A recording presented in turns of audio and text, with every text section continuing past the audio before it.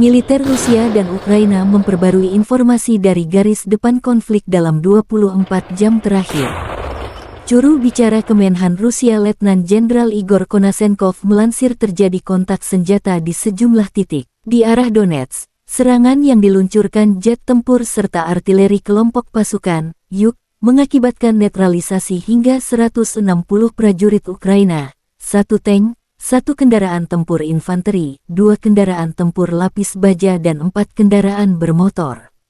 Serangan juga mengakibatkan netralisasi 1 sistem artileri self-propelled Akatsiya, 1 howitzer D-20, 2 Gret dan MLRS Uragan, serta 1 sistem artileri M777 dan 1 howitzer self-propelled M109 Paladin buatan Amerika Serikat. 3 depot amunisi angkatan bersenjata Ukraina dihancurkan di dekat Dakhnoye, Galisinovka, dan Novosyolovka Pervaya, Republik Rakyat Donetsk.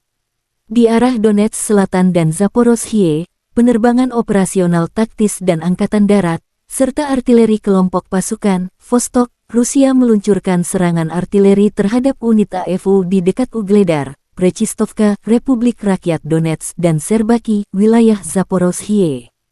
Selain itu, 1 kelompok sabotase dan pengintai musuh dimusnahkan di dekat Novodanilovka, wilayah Zaporozhye.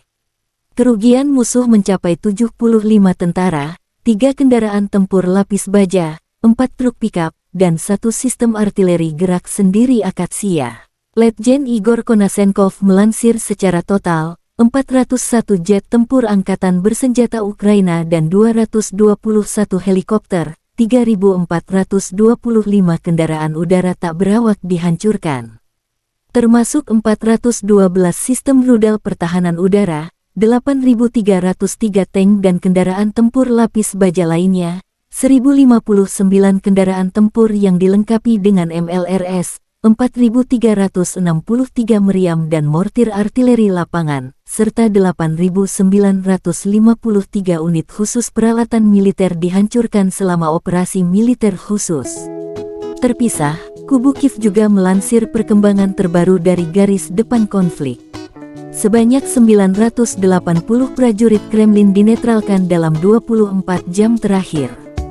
Termasuk 8 tank dan 10 kendaraan lapis baja Moskow dihancurkan. Secara total, Presiden Vladimir Putin sudah kehilangan 161.520 prajurit sejak awal konflik.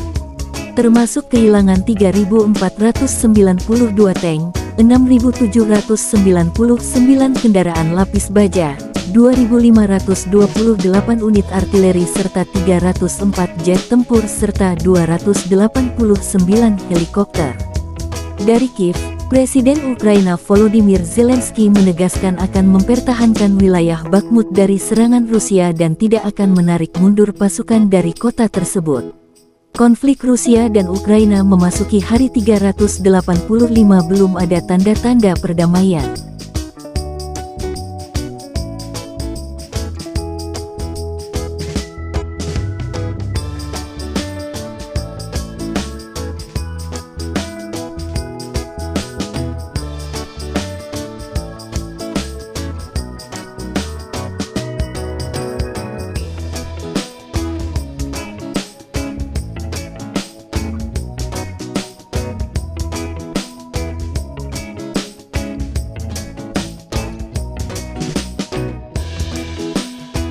Terima kasih sudah nonton.